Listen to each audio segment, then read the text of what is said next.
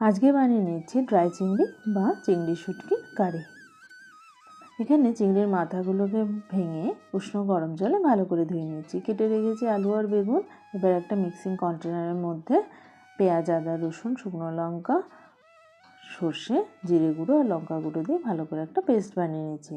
এবার নুন হলুদ দিয়ে জল ঝরিয়ে রাখা চিংড়ি মাছটাকে লাল লাল করে ভেজে নিচ্ছি।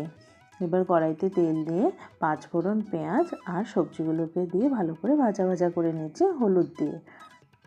ভাজা হয়ে গেলে এবার দিয়ে দেব ওই মিক্সিং পেস্টটা। ওর জলটাও দিয়ে দিচ্ছি, কষতে সুবিধা হবে। কষানো হয়ে গেলে দিয়ে দেব 3খানা টমেটো কুচি। ওটাকে দিয়ে একটুখানি কষিয়ে চিংড়ি মাছটাকে দিয়ে নাড়িয়ে চাড়িয়ে উপর দিয়ে লঙ্কা গুঁড়ো, গরম জল আর কাঁচা তেল দিয়ে ঢেকে রাখছি। এবার সেদ্ধ হয়ে গেলেই সব উপরে তেল ভেসে উঠবে, তবেই হয়ে যাবে।